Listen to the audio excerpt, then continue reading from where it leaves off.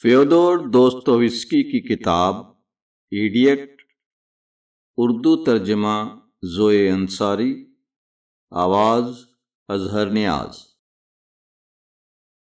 General بپانچین اپنے ذاتی مکان میں رہتے تھے، لیتائنیا روڈ سے ذرا ہٹ کر ریڈیمر چرچ کی طرف۔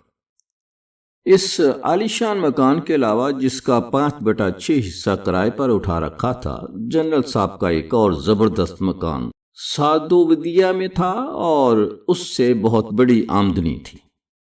ان دو مکانوں کے علاوہ شہر پیٹسبرگ کے باہر بھی ان کی زمینیں تھیں، کافی موقع کی اور منافع بخش جائیداد۔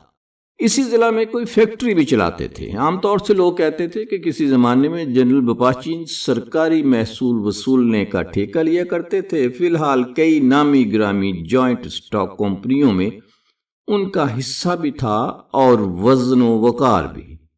وہ بڑی دولت والے، بڑی حیثیت والے اور بڑے رسوخ والے آدمی شمار ہوتے تھے۔ بعض جگہوں پر ان کا وجود لازم و ملزوم تھا اور ان کے علاوہ سرکاری عہدے پر تو اہم تھے ہی۔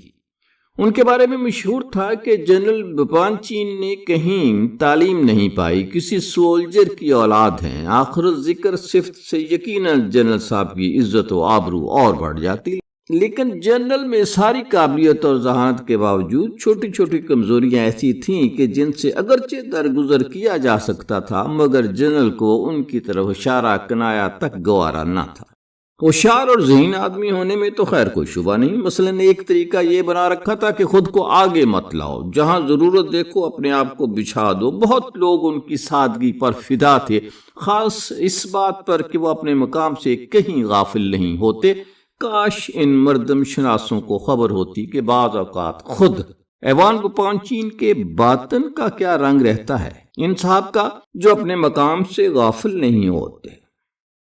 اگرچہ جنرل کو دنیاوی معاملات کی پریکٹس بھی خوب تھی اور تجربہ بھی بہت تھا، ان میں بعض غیر معمولی صلاحیتیں بھی پائی جاتی تھیں، لیکن خود کو وہ اس حیثیت میں پیش کرنا پسند کرتے تھے گویا کسی اور کے خیال میں صرف تعمیل کر رہے ہیں، نہ اپنا کوئی خیال ہے نہ اسے منوا رہے ہیں۔ بے خوشامد وفاداری، اور اس میں تعجب کی کیا بات، بالکل روسی اور سچے دل کا آدمی۔ اس آخری صفت میں تو کئی لطیفے بھی ان سے منسوب ہو گئے تھے، مگر جنرل صاحب نے سخت سے سخت لطیفوں اور پھبتیوں سے بھی اپنا دل میلا نہیں کیا تھا۔ اور تو اور تاش کی میز پر بھی قسمت ان کی یاوری کرتی رہی۔ بڑی سے بڑی بازی لگا کر پتے کھیلتے تھے اور اپنی اس عادت کو، یا یوں کہیے کہ کمزوری کو، ارادتاً چھپانے سے بھی گریز کرتے تھے، جو اکثر و بیشتر ان کے حق میں فائدہ مند ثابت ہوتی تھی، بلکہ اسے منظر عام پر لانے کے عادی تھے۔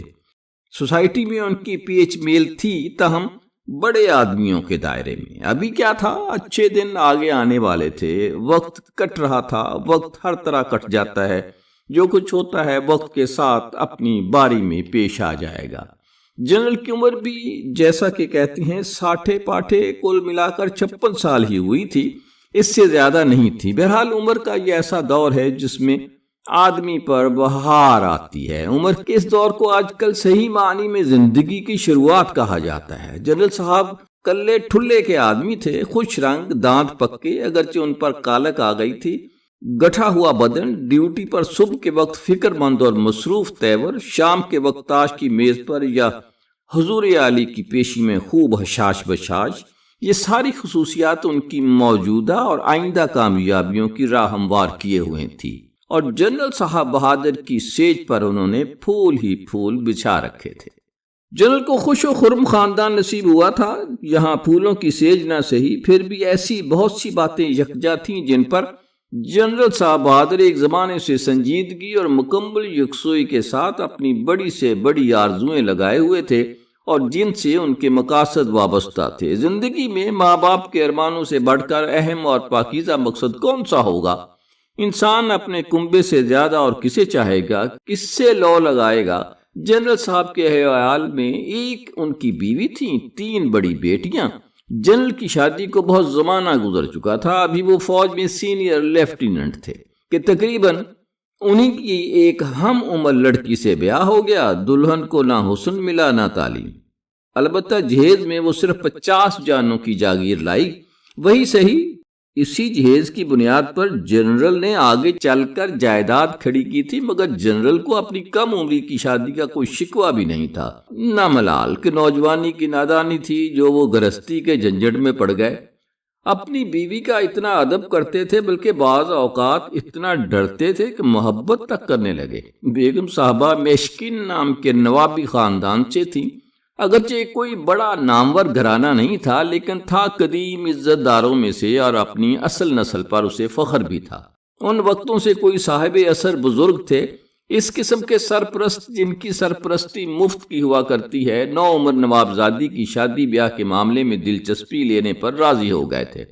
انہوں نے نوجوان فوجی افسر کو راہ دکھائی، بلکہ اسے آگے قدم بڑھانے کا بڑھاوا دیا۔ وہاں کیا دیر تھی، بڑھاوا دینا تو درکنار، صرف ایک نظر التفات ہی کافی تھی، کام بن جاتا۔ سوائے چند موقعوں کے دونوں میاں بیوی میں ازدواجی زندگی کی اتنی لمبی مدت بنی رہی، سکھ چین سے گزری۔ نوابزادی نے بالکل ابتدائی زندگی میں ہی کچھ تو نوابی خاندان کی آخری نشانی ہونے کی بدولت، اور کچھ غالباً اپنے ذاتی سلیقے سے بہت ہی اونچی ہستیوں میں کرم فرما بنا لیے تھے۔ آگے چل کر جب شوہر کو مال، دولت اور عہدہ نصیب ہو گیا تو وہ ان بڑے آدمیوں کے حلقے میں کسی حد تک اپنا پن محسوس کرنے لگی۔ زندگی کے اس آخری دور میں جنرل گرانے کی تینوں بیٹیاں پروان چڑھی، الیگزینڈرا، ادائلائیدا اور اغلایا۔ تینوں کا خاندانی نام بپانچین ہی صحیح، مگر ماں کی طرف سے نوابی سلسلہ، اچھے خاصے جہیز کی حیثیت، اور پھر باپ کا عالی مرتبہ، جنہیں آئندہ اور بھی اونچے عہدے کی امید تھی۔ ان سب کے علاوہ ایک اور اہم بات یہ کہ تینوں بہنیں اچھی صورت شکل کی تھیں۔ بڑی الیگزینڈرا جو 25واں سال گزار چکی تھی، وہ بھی کم سے کم نہ تھی۔ منجلی نے 23 اور سب سے چھوٹی اغلایا نے ابھی 20 بہاریں دیکھی تھیں۔ چھوٹی سراپا حسن تھی اور محفلوں میں اسی پر نظر زیادہ اٹھتی تھی۔ اسی پر بس نہیں، تینوں کی تینوں بہنیں تعلیم میں، ذہانت میں، لیاقت میں بھی آگے آگے تھیں۔ سب کو معلوم تھا کہ بہنوں کے آپس میں بڑا پیار ہے اور ایک دوسری کا سہارا بنتی ہیں۔ بیان کیا جاتا ہے کہ کسی موقع پر دونوں بڑی بہنوں نے چھوٹی کی خاطر جو سارے گھر کی آنکھ کا تارا تھی قربانی دے ڈالی تھی۔ سوسائٹی میں انہیں یہ بھی پسند نہ تھا کہ کوئی ایک دوسری سے نمبر لے جائے، بلکہ شرم و حیا کا بہت لحاظ رکھتی تھی۔ کسی کی مجال نہ تھی کہ انہیں غرور یا خود بینی کا الزام دے سکے، اور یہ حقیقت سب سے روشن تھی کہ خود دار لڑکیاں ہیں اور اپنی قدر خوب پہچانتی ہیں۔ بڑی لڑکی کو موسیقی میں دخل تھا اور منجلی مصوری میں طاق تھی، مگر برسوں تک اس ہنر کی اطلاع ہی کسی کو نہ ہوئی، بلکہ آخری وقت میں یہ راز کھلا، وہ بھی محض اتفاقاً۔ مختصر یہ کہ ہر طرف ان بہنوں کی تعریف کے پل باندھے جاتے تھے، لیکن بدخواہ بھی ہوتے ہیں۔ یہ لوگ دہشت سی جتا کر کہتے ہیں کہ ان لڑکیوں نے ڈھیر ساری کتابیں پڑھ رکھی ہیں، شادی کی انہیں کوئی جلدی ہی نہیں۔ سوسائٹی کے خاص حلقے کا اگرچہ وہ خیال رکھتی تھیں، لیکن بہت نہیں۔ یہ بات اور بھی اس لیے نظر میں آئی تھی کہ ان لڑکیوں کے باپ کا رجحان، طبیعت، مزاج، مقصد و منشا سب کو معلوم تھا۔ دن کے 11 بجے ہوں گے کہ پرنس نے جنرل بپانچین کے فلیٹ کی گھنٹی بجائی۔ جنرل صاحب مکان کی دوسری منزل پر رہتے تھے اور اپنی رہائش کی جگہ میں کفایت شعاری کو ملحوظ رکھا تھا، اگرچہ اتنی جگہ بھی ان کی پوزیشن کے عین مناسب تھی۔ گھنٹی بجی تو خدمت گار نے دروازہ کھولا۔ اسے دیر تک سمجھانا پڑا، کیونکہ چھوٹتے ہی وہ پرنس کو اور ہاتھ کے تھیلے کو شبہ کی نظر سے دیکھنے لگا۔ آخر جب اسے بار بار سمجھایا اور قطعی جتایا کہ آنے والا اجنبی واقعی پرنس میشکن ہے اور نہایت ضروری معاملے میں جنرل صاحب سے ملنا ضروری ہے، ملے بغیر نہیں ٹلے گا، تو وہ گڑبڑایا ہوا آدمی اسے نزدیک ہی چھوٹے سے پیش دالان تک پہنچا گیا، جو ملاقات کے کمرے کے عین سامنے تھا اور جنرل کے دفتری کمرے کے پاس۔ یہاں سے اس نے دوسرے ملازم کے حوالے کیا۔ یہ ملازم صبح کی ڈیوٹی کا اردلی تھا اور صاحب خانہ کو مہمانوں کی آمد سے مطلع کیا کرتا تھا۔ فراک کوٹ کی وردی کسے ہوئے 40 سے اوپر کا یہ ملازم چہرے پر مصروفیت کا بوجھ لیے خاص ذمہ داری انجام دیا کرتا تھا۔ وہ صاحب کے دفتری کمرے کا خدمتگار بھی تھا اور باہر سے آنے والوں کا نام پہچاننے والا بھی۔ اس حیثیت میں وہ اپنی اہمیت جانتا تھا۔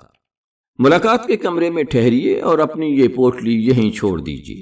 اس نے اپنی آرام کرسی میں رکھ رکھاؤ اور شان کے ساتھ بیٹھتے ہوئے ناگواری اور حیرت کی نظر پرنس پر ڈالتے ہوئے ہدایت جاری کی۔ پرنس اس درمیان میں پوٹلی ہاتھ میں تھامے پاس کی ایک کرسی سے ٹیک لگا چکا تھا۔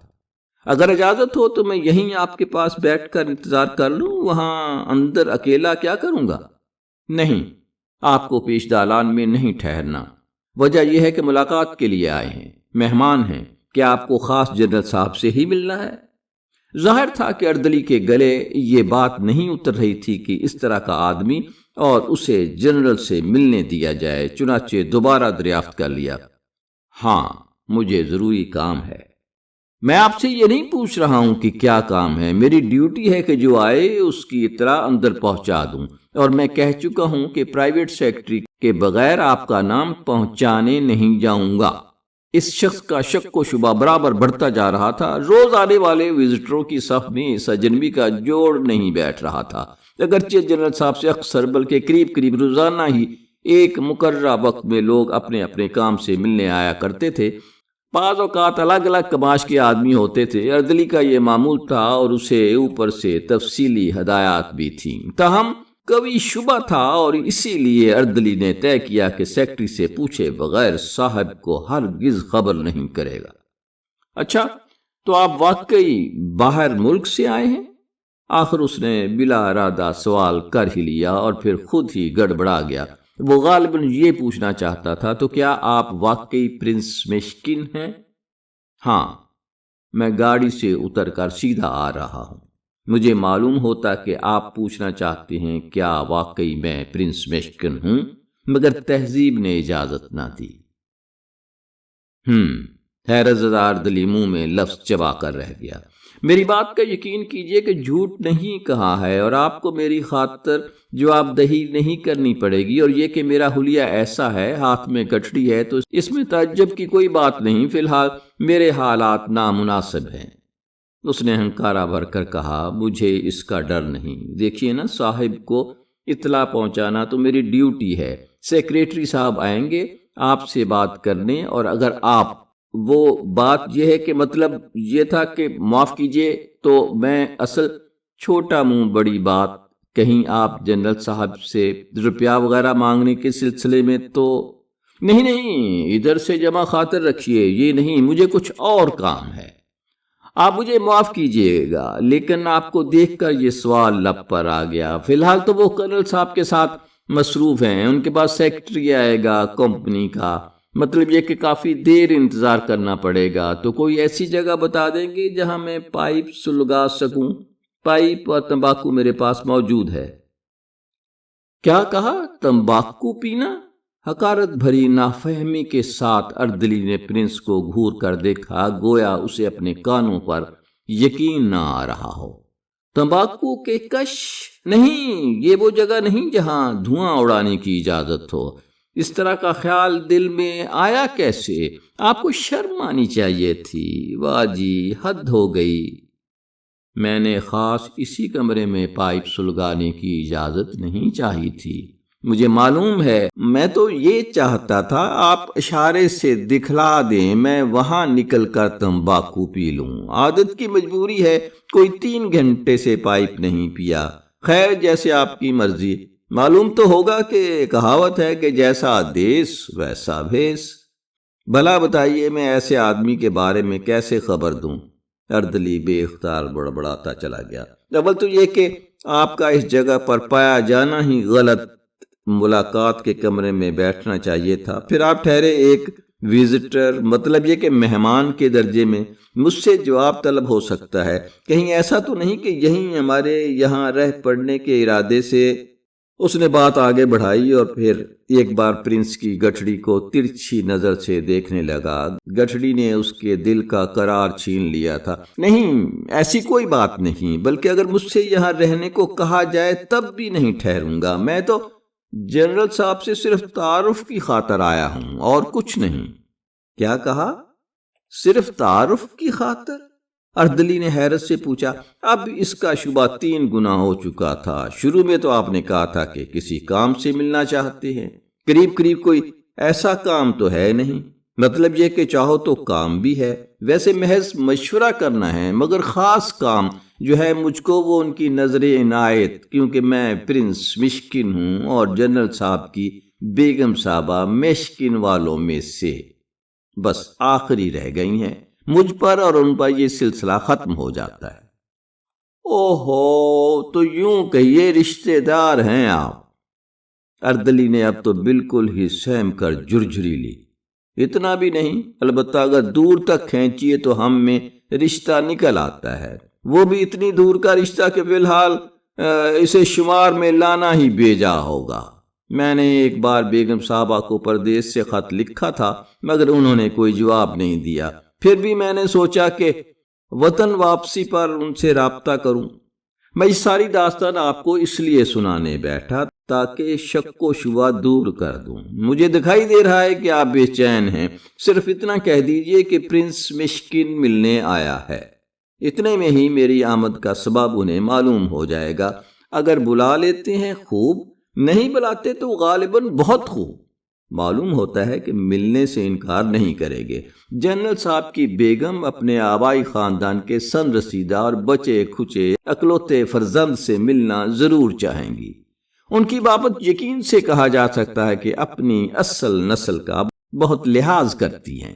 ظاہراً پرنس کی یہ گفتگو نہایت سادہ تھی، لیکن اس میں جس قدر سادگی یا سادہ دلی تھی، اتنی ہی وہ اس موقع پر بے تکی ہو گئی تھی۔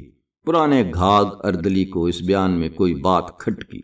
وہ سوچ میں پڑ گیا کہ جو بات ایک آدمی دوسرے سے کہے سنے تو نہایت معقول ہے، وہی نہایت نامعقول اور بے ڈھنگی ہے جب ایک باہر کا آدمی اردلی سے بات کرنے لگے، چونکہ نوکر چاکر اس سے کہیں زیادہ ہوشیار ہوتے ہیں جتنا ان کے مالکوں نے سمجھ رکھا ہے۔ لہذا اردلی نے دماغ دوڑایا اور سمجھ لیا کہ یہاں معاملے کے 2 رخ ہیں، یا تو یہ پرنس کوئی کلاش پرنس ہے اور جنرل صاحب سے امداد مانگنے آیا ہے، یا پھر وہ قطعی بے عقل ہے، اپنی حیثیت بھی نہیں جانتا، اور نہ ایک عقل مند پرنس جسے اپنی حیثیت کا ذرا بھی خیال ہوتا وہ یوں پیش دالان میں کیوں بیٹھ جاتا اور اپنی کہانی نوکر کو سنانے لگتا۔ تو چاہے یوں ہو یا ووں، سوال یہ ہے کہ دونوں حالتوں میں صاحب سے ملانے پر کہیں اس سے باز پرس تو نہیں ہوگی۔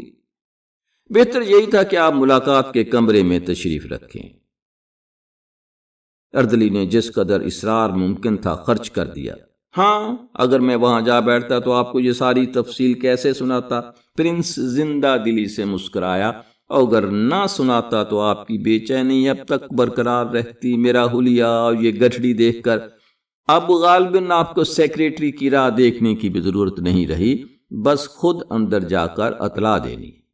میں آپ جیسے شخص کی اطلاع سیکریٹری کے بغیر اندر نہیں پہنچا سکتا۔ پھر اوپر سے خاص آرڈر ہے کہ جب تک کرنل صاحب اندر ہیں کوئی بھی ملنے آئے اس کی اطلاع لے کر مت آؤ۔ البتہ گاوریلا ارد ایلیونچ آ جائیں تو بغیر اطلاع اندر آ سکتے ہیں۔ یہ شخص کوئی سرکاری عہدیدار ہے؟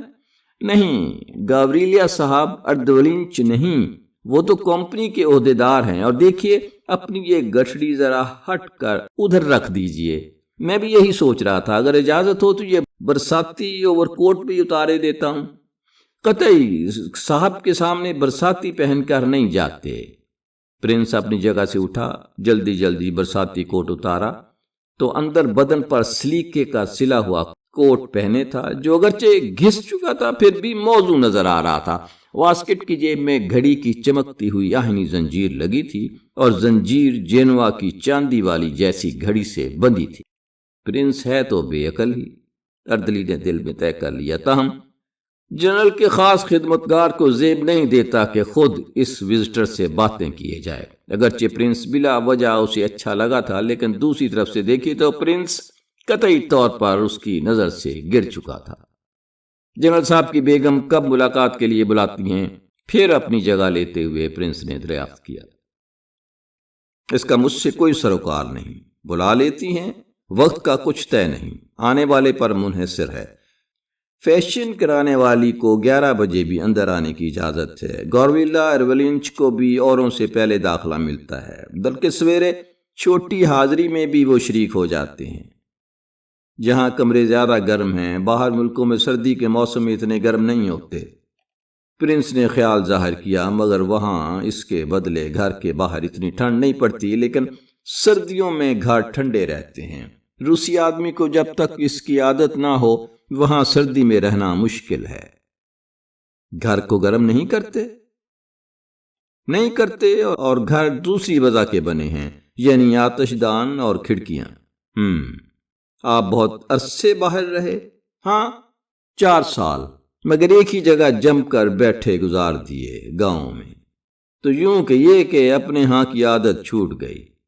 سچ تو یہی ہے، مجھے خود عجیب لگتا ہے اب تک روسی زبان کیسے نہیں بھولا۔ آپ سے بات کرتا جا رہا ہوں اور سوچ رہا ہوں کہ رے میں تو اچھا خاصا بول لیتا ہوں۔ شاید اسی سبب سے زبان کو زیادہ حرکت بھی دے رہا ہوں۔ واقعی کل کے دن سے برابر جی چاہ رہا تھا کہ روسی میں بات کیے جاؤں۔ تو پیٹرسبرگ میں پہلے رہ گئے ہیں کیا؟ اردلی نے لاکھ ضبط کیا، لیکن ایسی گوارا اور تمیزدار گفتگو کا سلسلہ توڑ دینا ممکن نہ ہوا۔ پیٹرسبرگ میں رہنے کا تو نہیں، البتہ آتے جاتے ٹھہرنے کا اتفاق ضرور ہوتا رہا۔ پہلے بھی یہاں کا کچھ علم نہیں تھا، اور اب کہتے ہیں کہ اتنا کچھ نیا ہو گیا ہے کہ جن لوگوں کو علم تھا وہ بھی پہچان نہیں پاتے۔ نئے سرے سے جاننا ضروری ہو گیا ہے۔ آج کل یہاں عدالتوں کا بہت چرچا ہے۔ ہاں جی، عدالتیں ہیں، بس ٹھیک ہے جیسی ہوتی ہیں عدالتیں۔ باہر کیسا ہے؟ وہاں کی کچہریوں میں انصاف کی حالت یہاں سے بہتر ہے کیا؟ معلوم نہیں، میں نے تو اپنے یہاں کی کچہریوں کے بارے میں اچھی خبریں سنی ہیں۔ اب دیکھیے نا، ہمارے ہاں سزائے موت نہیں رہی، وہاں موت کی سزا ہے۔ ہاں، میں نے فرانس میں دیکھا، لیون میں۔ مجھے وہاں شنیدر لے گیا تھا اپنے ساتھ۔ پھانسی پر لٹکاتے ہیں؟ نہیں، فرانس میں تو گردن اڑا دیتے ہیں۔ کیا چیخ نکلتی ہے؟ کہاں، پلک جھپکنے میں کام تمام۔ آدمی کو لٹا دیتے ہیں، اور یہ بڑا سا چاقو کا پھل مشین کے ذریعے گردن پر گرتا ہے، اسے گلوٹین کہتے ہیں۔ بھاری زوردار کا وار اور پلک جھپکنے کی دیر ہے، سر دھڑ سے کٹ کر الگ۔ گردن مارنے کی تیاری بڑی بھیانک ہوتی ہے۔ جب سزائے موت سناتے ہیں، مجرم کو تیار کرتے ہیں، باندھتے ہیں اور تخت پر چڑھاتے ہیں۔ وہ قیامت کا منظر ہے، ایک ہجوم لگ جاتا ہے، عورتیں تک نکل آتی ہیں، اگرچہ عورتوں کا اس منظر کو دیکھنا برا سمجھتے ہیں۔ ان کا وہاں کیا کام؟ قطعی نہیں، بالکل نہیں، ایسا اذیت ناک ہوتا ہے۔ مجرم کو میں نے دیکھا، ذہین آدمی، بے خوف، جاندار، خاصی عمر کا تھا۔ نام لیگرو بتایا گیا۔ یقین آئے نہ آئے آپ کو، مگر بتاؤں کیا ہوا؟ جب اسے قتل گاہ پر لائے، رو دیا، کاغذ کی طرح سفید پڑ گیا۔ کیسی انہونی بات ہے، کیسی ہولناک۔ خوف کے مارے کون روتا ہے؟ میں تو نہیں سمجھتا کہ وہ موت کے ڈر سے رویا ہوگا۔ کوئی بچہ نہیں تھا، 45 برس کا پورا آدمی تھا، جس کی آنکھ سے پہلے کبھی آنسو نہ ٹپکا ہوگا۔ روح پر کیا عذاب گزرتا ہوگا اس لمحے میں، کیا غضب کی لہریں آئی ہوں گی۔ یہ انسانی روح کی حد تک کرنا ہے، اس کے سوا کچھ نہیں۔ حکم خدا ہے کہ قتل نہ کرو، تو کیا کسی شخص کو انسانی جان لینے کی پاداش میں قتل کر دیا جائے؟ نہیں، غلط۔ میں نے یہ منظر آج سے کوئی مہینہ بھر پہلے دیکھا تھا، اب تک آنکھوں کے سامنے پھرتا ہے۔ 5 دفعہ تو خواب میں دیکھ چکا ہوں۔ بات کرتے کرتے پرنس کو جوش آ گیا، پھیکے چہرے پر ہلکی سی سرخی دوڑ گئی، اگرچہ لہجے میں اب بھی پہلے کی آہستگی تھی۔ اردلی ہمدردانہ دلچسپی کے ساتھ اس کو دیکھتا رہا، کیونکہ بظاہر اس کا جی نہیں چاہتا تھا کہ بات کی ڈور ہاتھ سے چھوٹ جائے۔ ممکن ہے وہ بھی تخیل کی دنیا رکھتا ہو، ممکن ہے غور و فکر کی کوشش کرتا ہو۔ چلو، یہ اچھا ہے کہ اذیت بھی کم ہوتی ہوگی، وہ بولا۔ جب سر اڑ جاتا ہے تو خبر ہے آپ کو، پرنس نے اسے لقمہ دیتے ہوئے کہا۔ آپ نے جو سوچا اور لوگ بھی عین اسی طرح سوچتے ہیں اور کہتے ہیں، اسی غرض سے مشین ایجاد ہوئی ہے گلوٹن نام کی، مگر تبھی میرے دماغ میں ایک خیال آیا تھا، خیال یہ کہ کہیں قتل کا یہ طریقہ بدتر تو نہیں ہے۔ ممکن ہے آپ اس کا مذاق اڑائیں، آپ کو یہ وحشیانہ نظر آئے، لیکن ذرا ذہن پر زور دے کر دیکھیے، خود بخود یہ خیال ابھر کر آئے گا۔ غور کیجئے، اگر مثال کے طور پر اذیت دی جائے تو یہی نہ کہ تکلیف ہوگی، زخم دکھے گا، جسمانی عذاب ہوگا، اسی طرح جتنی بھی تکلیف جسم کو پہنچے گی وہ روحانی کرب کی طرف سے توجہ ہٹا لے گی، اور جب تک سانس باقی رہے گا آدمی صرف زخموں سے ہی کراہتا اور دکھ سہتا رہے گا۔ مگر اصل بات یہ ہے کہ بڑے سے بڑا کرب کیسا ہوتا ہے، وہ بدن کے زخموں سے نہیں بلکہ اس احساس سے کہ گردن زدنی کو خوب معلوم ہے کہ بس 1 گھنٹے بعد، اب 10 منٹ بعد، اب آدھے منٹ بعد، اور اب ٹھیک ابھی بدن سے روح اڑنے والی ہے، لمحہ گیا اور پھر جان و تن میں ہمیشہ کی جدائی، فنا ہونا یقینی۔ اصل میں یہی اہم ہے کہ موت یقینی ہے جب تیز دھار کے تلے سر رکھا جاتا ہے اور سر کے عین اوپر اس کے اترنے کی سرسراہٹ ہوتی ہے۔ یہ لمحہ خاص یعنی چوتھائی سیکنڈ انتہائی خوفناک ہوتا ہے، آپ کو معلوم ہے؟ یہ صرف میرا وہم نہیں بلکہ اور بہت لوگ یہی کہتے ہیں۔ یہ بات میرے دماغ میں اس قدر بیٹھ گئی ہے کہ آپ کو بے لاگ اپنی رائے بتاتا ہوں۔ قتل کے جرم میں قتل کرنا ایسی سنگین سزا ہے جو خود جرم سے بڑھ کر مجرمانہ ہے۔ عدالت سے سزائے موت دیا جانا کسی قاتل کے ہاتھوں مرنے سے کہیں زیادہ خوفناک ہے۔ کسی شخص کو جب ڈاکو قتل کرتے ہیں تو رات گئے اندھیرے میں، جنگل میں یا کسی اور طرح حملہ کرتے ہیں، زخم کھا کر بھی آس لگی رہتی ہے کہ شاید جان بچ جائے، جان نکلنے تک زندگی کی امید باقی رہتی ہے۔ ایسی مثالیں ملتی ہیں کہ آدمی کا گلا کٹ چکا پھر بھی بچنے کی آس رکھتا ہے، یا بھاگنے لگتا ہے، یا منت سماجت کیے جاتا ہے۔ یہ جو امید کی آخری رمق ہے جس کے ساتھ مرنا 10 گنا آسان ہو جاتا ہے، اسی کو موت کا یقینی ہونا چھین لیتا ہے۔ سزائے موت کا حکم سنایا گیا، اب جان کی امان کہیں نہیں، کوئی مفر نہیں۔ دنیا میں اس سے بڑھ کر عذاب، اس سے زیادہ کرب اور کوئی ہو نہیں سکتا۔ فوجی کو میدان جنگ میں لے جائیے، توپ کے سامنے کھڑا کر دیجئے اور اس پر توپ داغ دیجئے، تب بھی جوان کو کچھ نہ کچھ آس رہتی ہے۔ لیکن اسی کو سزائے موت سنائیے، یقینی موت، اور وہ ہوش و حواس کھو بیٹھے گا، رو پڑے گا۔ کون کہتا ہے کہ انسان سخت جان ہے؟ وہ اس ستم کو حواس کھوئے بغیر سہار سکتا ہے؟ اس بدسلوکی، بےہودگی، فضول اور ابس فعل کی ضرورت کیا ہے؟ ممکن ہے کوئی ایسا آدمی ہو جسے پہلے تو سزائے موت سنائی گئی، تڑپنے کی مہلت دی گئی، اور پھر حکم صادر ہوا، جا تجھے آزاد کیا۔ ایسا ہی کوئی شخص بتا سکتا ہے شاید کیا گزر جاتی ہے۔ اس عذاب اور ایسے کرب کے بارے میں حضرت عیسیٰ فرما گئے ہیں، نہیں، انسان کے ساتھ یہ برتاؤ نہیں ہونا چاہیے۔ اگرچہ اردلی اس بات کو پرنس کسی خوبی کے ساتھ بیان نہیں کر سکتا تھا، وہ منو ان سمجھا بھی نہیں، پھر بھی اصل نقطہ سمجھ میں آ گیا، کیونکہ دکھائی دے رہا تھا کہ پسیج گیا ہے۔ اگر ایسے ہی بہت جی چاہ رہا ہو آپ کا پائپ سلگانے کو، اس کے منہ سے بالآخر نکلا تو خیر پی لیجئے، لیکن اتنا خیال رہے کہ ذرا جلدی سے، کیونکہ ممکن ہے اندر سے بلاوا آ جائے اور آپ موجود ہی نہ ہوں۔ ادھر زینے کے نیچے دروازہ دیکھتے ہیں آپ، اس دروازے میں چلے جائیے، داہنے ہاتھ پر چھوٹی سی جگہ ہے، وہاں دھواں کر سکتے ہیں، لیکن کھڑکی کا آدھا پٹ کھلا رکھیے، اجازت نہیں ہے یہاں اس کی۔ پرنس کو بہرحال اس کی مہلت نہیں ملی۔ پیش دالان میں اچانک ایک نوجوان شخص ہاتھوں میں کاغذات لیے داخل ہوا۔ اردلی ادب سے اس کا پوستینی کوٹ اتارنے لگا۔ نوجوان نے اچٹتی نظر پرنس پر ڈالی۔ گاردویلا اردوالنچ، اردلی نے رازدارانہ اور گویا اپنے پن کے ساتھ بتایا۔ ان صاحب کا بیان ہے کہ یہ پرنس مشکن ہیں اور بیگم صاحبہ کے رشتہ دار ہوتے ہیں، باہر ملک سے ریل سے آ کر اترے ہیں، سامان کی گٹھڑی خود لیے ہوئے ہیں۔ صرف آگے کیا کہا پرنس نہیں سن سکا۔ کیونکہ اردلی سرگوشی کے لہجے میں کچھ بتا رہا تھا۔ گاوریلا اردلونچ نے توجہ سے پوری بات سنی اور پرنس کو نظروں سے ٹٹولتے ہوئے بالآخر اس نے سننا بند کیا اور جھٹ سے پرنس کی طرف بڑھا۔ آپ ہی پرنس مشکن ہیں؟ اس نے انتہائی دلجوئی اور تہذیب کے ساتھ دریافت کیا۔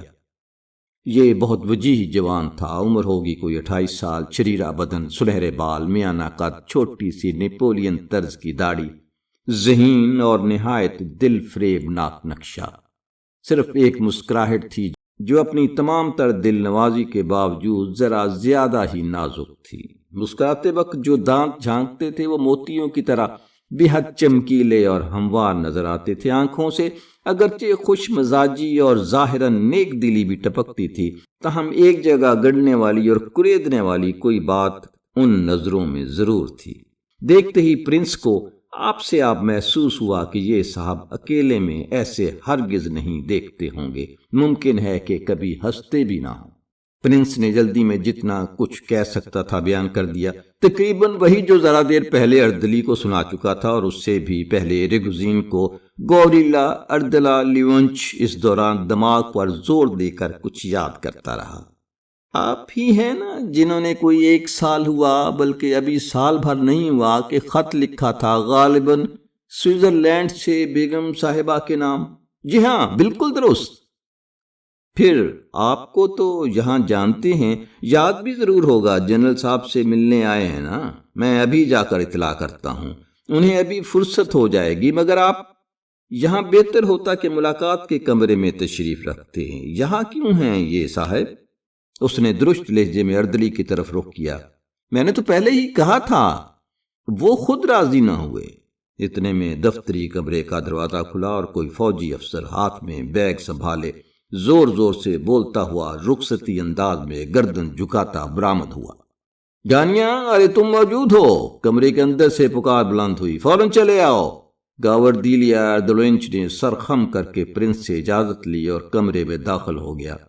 کوئی 2 منٹ بعد پھر دروازہ کھلا اور گاوریلا کی کھنکھناتی اور خوش آمدید کہتی ہوئی آواز سنائی دی، پرنس صاحب تشریف لائیے۔